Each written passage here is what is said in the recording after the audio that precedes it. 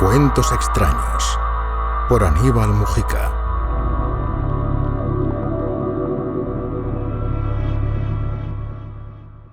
La maldición del doble 8. Carne del asesino. Maldita podredumbre que pende de las horcas en fúnebres racimos y muestra a las pupilas de ávida muchedumbre la malévola herencia que todos recibimos. Medardo Ángel Silva, Poema de la carne.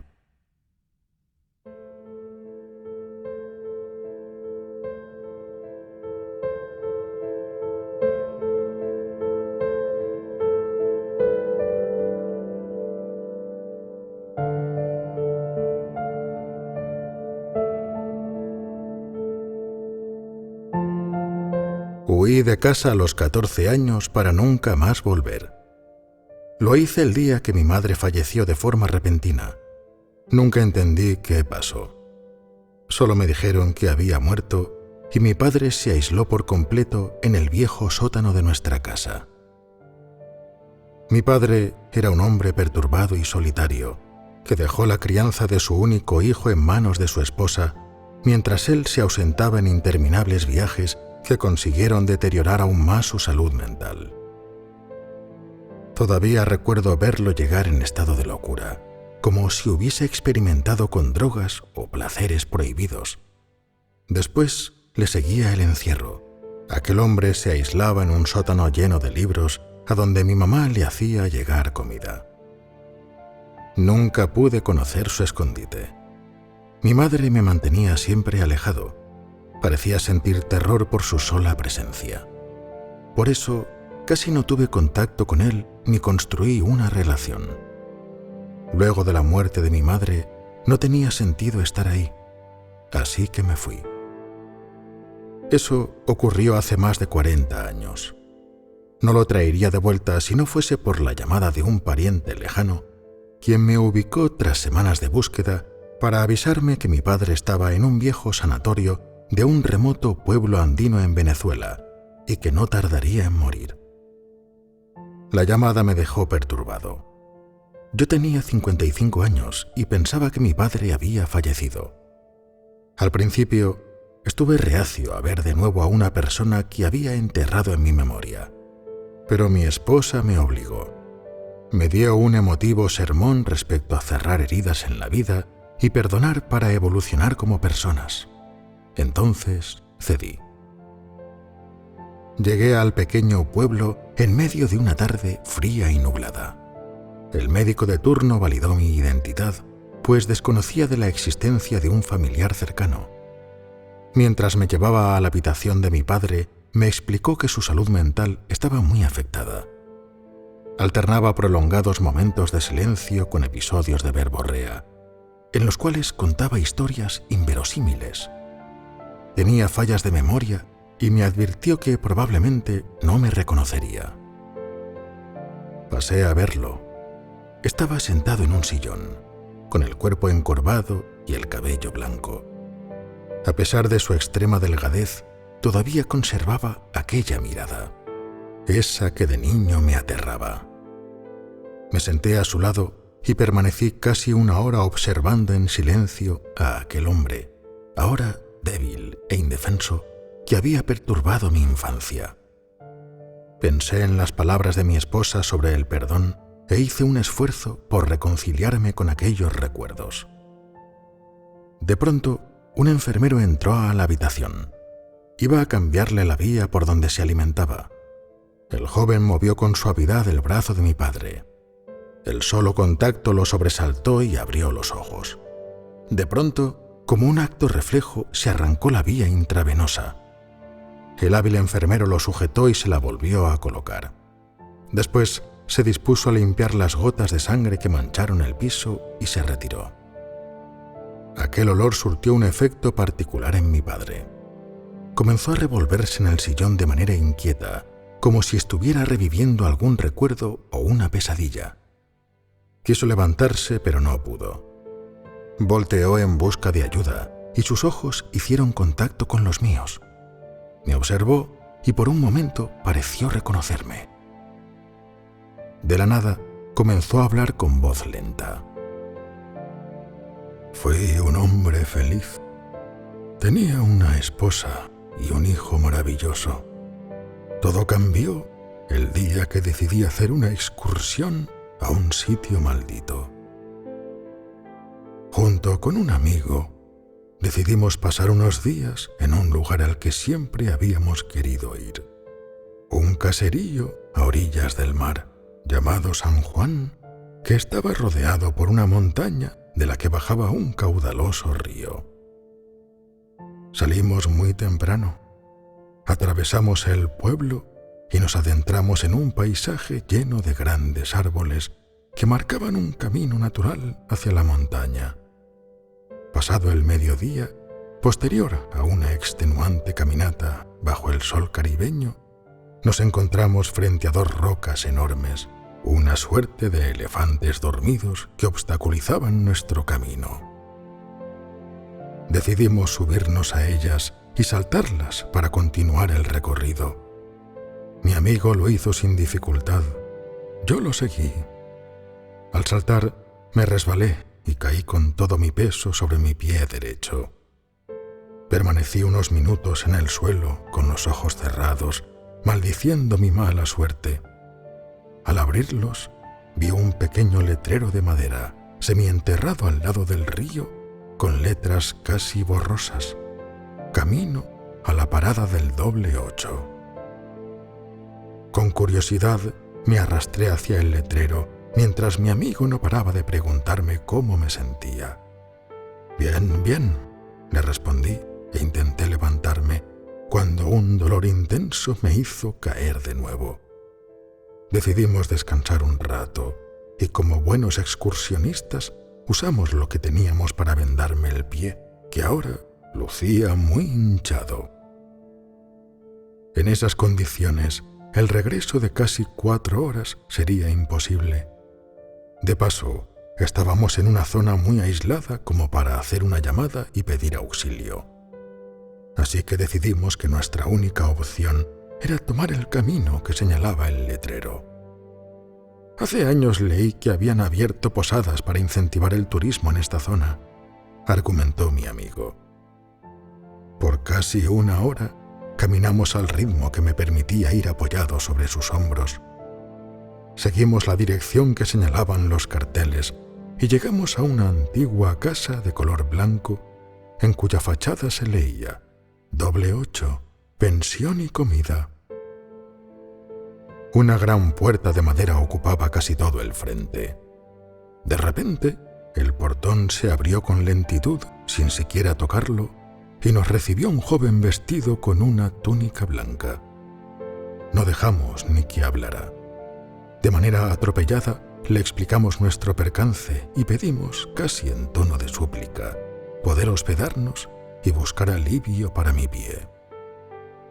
Pasen adelante, sean bienvenidos. Podrán tomar un baño, descansar, y yo mismo puedo tratar su herida con algunos medicamentos. Además, acompañarán a mi señor, quien se alegrará de tener invitados para la cena. La casa era espaciosa y con poca luz. Las paredes estaban algo ennegrecidas por la humedad. En su interior prevalecía el buen gusto en la decoración, una combinación de cuero, madera y bronce. El guía nos llevó a una habitación donde había 2 camas con una túnica blanca para cada uno. Antes de retirarse, nos dijo que volvería por nosotros. Tomamos el baño más reconfortante de nuestras vidas. Nos vestimos con las túnicas blancas que estaban recién planchadas y permanecimos recostados sobre la cama. Todo nos parecía irreal, no solo por lo apartado que estaba el lugar del camino y que lo hacía casi inaccesible para posibles huéspedes, sino porque no era común en esta zona que la gente hablara así, con ese tono servicial, como si fueran personajes de películas coloniales. Al final, el cansancio nos venció. Nos despertó la llegada del joven, quien regresó con vendas y algunos medicamentos para aliviar el dolor de mi pie. Incluso me entregó un viejo bastón para apoyarme y nos invitó a acompañarlo al comedor. Caminamos por un largo pasillo hasta dar con un área al aire libre con mesas y sillas. Un espacio para comer a la intemperie donde podías ver las estrellas y escuchar los ruidos del bosque húmedo. Aquello nos pareció mágico. En el largo mesón estaban 2 personas sentadas en cada extremo. De un lado, un señor moreno, alto y obeso, vestido con túnicas blancas. Del otro, una mujer con las mismas características. Bienvenidos al doble 8. Para nosotros es un honor tener invitados. Lamento la odisea que vivieron. Nuestro criado nos contó. Espero que aquí puedan descansar, dormir y comer. Nos alegra el espíritu que estén aquí. Les agradecimos las atenciones y el cuidado. También prometimos que nos iríamos pronto si nos ayudaban a conseguir el camino de vuelta. Nadie se ha ido del doble 8 sin probar nuestra cocina. Les juro que quien la prueba decide quedarse para siempre, dijo el señor estallando en carcajadas. Del centro de la mesa sobresalía una enorme bandeja plateada en la que había pedazos de carne perfectamente alineados. El aspecto era tan suculento que solo verlos inducía a que probáramos. El hombre nos invitó a servirnos y cuando degustamos aquella delicia, sentimos un estallido de sabor en nuestra boca. Si bien lucía como carne de res, estas piezas tenían un gusto tan exquisito que te doblegaba el espíritu y te incitaba a pedir más. Nuestro anfitrión nos miraba a comer con regocijo mientras hablaba sin parar. Narró la historia de su familia, de cómo habían construido la imponente casa y la graciosa selección del nombre, en honor a las figuras redondas de él y su esposa, cosa que celebró con una risotada. Entre bocado y bocado quedamos saciados. No sé cuánto tiempo estuvimos en la mesa. Solo tengo 2 vagos recuerdos. Comenzamos a comer con tenedor y cuchillo, hasta que, en un impulso animal, lo hacíamos con las manos. Tomábamos pedazos de carne y tragábamos casi sin masticar. Al rato sentimos un sopor, un cansancio que atribuía al exceso de comida y a la jornada accidentada. Debe haber sido más de medianoche cuando nos fuimos a la habitación. Recuerdo que tuve un sueño aterrador. Me había vuelto una especie de licántropo que saciaba su feroz apetito con pedazos de carne humana. Una bestia que se alimentaba de las piezas sangrientas que ofrecía nuestro anfitrión. Cuando abrí los ojos, estaba desnudo y acostado en el suelo de la habitación. Quise levantarme, pero mis pies resbalaron al estar en contacto con un líquido espeso. Le grité a mi amigo con desespero. Como pude, me apoyé en la cama para no caer de nuevo, y fue entonces cuando vi su cuerpo, que yacía en un gran charco de sangre sobre el colchón. Entré en pánico al no entender lo que estaba pasando y me desmayé.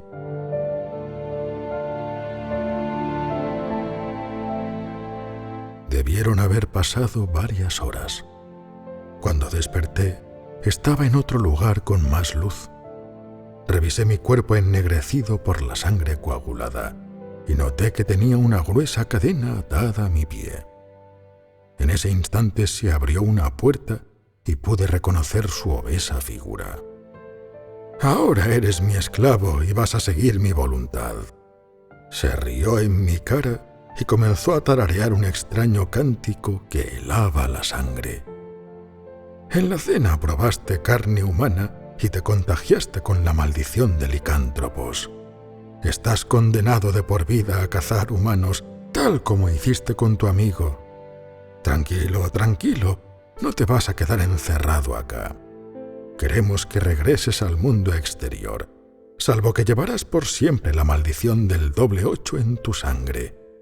Cada vez que asesines a un ser vivo para comer su carne, te acordarás de mí, tu amo». y se fue tarareando esa horrible melodía, mientras mi espíritu quedaba doblegado y consternado ante aquella revelación. Me dejó encerrado en aquel cuarto, todavía atado a la cadena. Sin embargo, recordé sus palabras sobre dejarme ir. No lo dudé. Esperé un poco a que los ruidos cesaran y manipulé la bisagra que unía la cadena a mi pie. Corrí como nunca lo había hecho. Al final, no recuerdo cómo, terminé rescatado por un par de campesinos. El cuerpo de mi amigo nunca apareció. Me diagnosticaron síndrome postraumático y me internaron en una institución por casi 3 meses. Regresé a casa convencido de que todo había sido producto de mi imaginación, que nada de esto había ocurrido. Hasta que una noche de luna llena sentí unas ganas desesperadas por comer carne cruda. Tuve el impulso de morder personas y arrancar pedazos de piel con mis dientes. Logré controlar mis instintos alimentándome de animales vivos. Primero comencé con aves, luego me inscribí en sesiones de caza y así pude devorar animales más grandes. Por temor a dañar a mi esposa e hijo, me aislé en un sótano de nuestra casa. Ella pensó que tenía depresión e intentó ayudarme. La alejé de mí con un trato frío y distante. Cuando regresaba eufórico de mis sangrientos festines, los humillaba, al punto de que conseguí que me odiaran. Su amor por mí la llevó a la muerte, concluyó. Yo no supe qué decir. Me quedé observando con asombro e incredulidad a aquel anciano demente que, en su locura, comenzó a tararear una canción. Se levantó y con un gesto brusco se arrancó la vía del brazo. Tomó la bolsa de sangre y le dio varios mordiscos para devorarla. Llamé a gritos al enfermero, quien, sin perder la calma ante el dantesco cuadro de un hombre devorando una bolsa de sangre, logró dominarlo y le suministró una inyección que lo calmó. Me alejé llorando, mientras venían a mi mente escenas de mi infancia que creía haber olvidado. Gritos de locura de mi padre y la imagen de mi madre llena de sangre siempre que subía del sótano. Entonces lo comprendí. Ella lo sabía. Ella sabía que vivíamos con un licántropo.